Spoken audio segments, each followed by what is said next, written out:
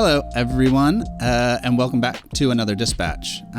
Today, we're just going to look briefly at the history of pornography. It'll be in 4 steps. So it'll be magazines, videos, low-speed internet, high-speed internet.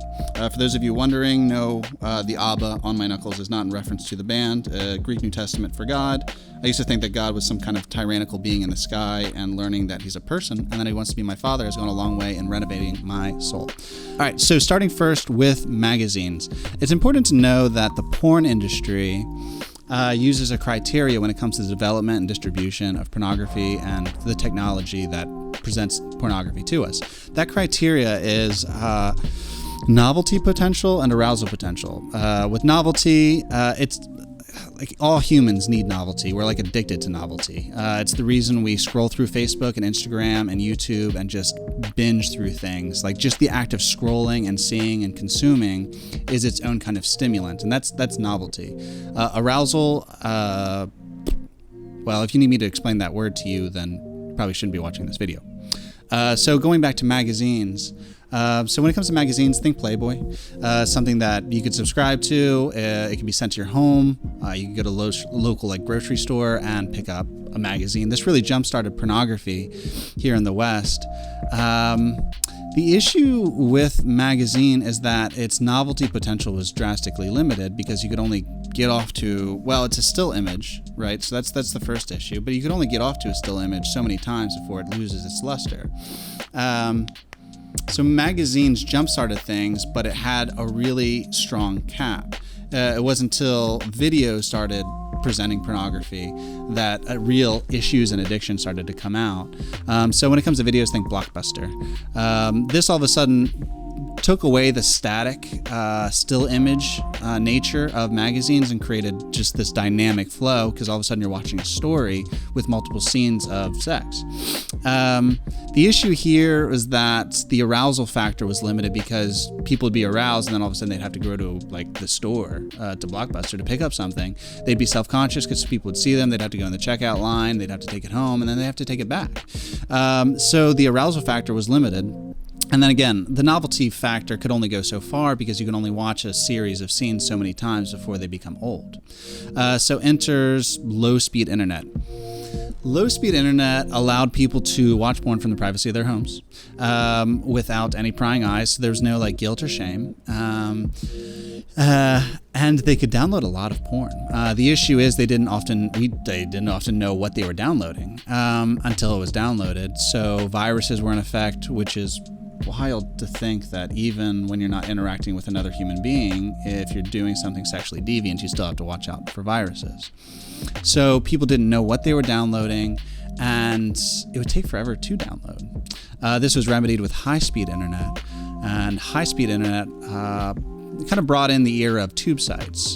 Think YouTube. So a lot of porn sites are oriented around tube siting, where you could just go and watch a lot of videos. There's like so much porn on tube sites that you could spend the rest of your life watching novel porn with no repeats, and like you wouldn't exhaust it. There'd be so much more left. So the novelty feature was kind of just fixed with these tube sites. Anybody can upload videos. The real catch was with the arousal potential. The arousal value of tube sites is, it's intentionally low. They make these videos only like 3 or 4 minutes in length, and they try and cap them around there because they know that people can't go from no arousal, 0, to finishing in a matter of 2 or 3 minutes. And so they intentionally keep them low because then you have to click another video. That's why a lot of people binge, because they're waiting for that video that they can get off to. And so they'll consequently spend hours watching it.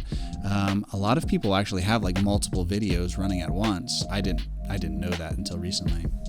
And so this has gone a long way in, well, meeting the criteria of the porn industry when it comes to arousal and novelty. Sorry, I just got conscientious that I'm talking fast, but stay with me. I'm almost done. So all of this is crescendoed. The next step is VR, virtual reality, as well as like sex bots and those kinds of things.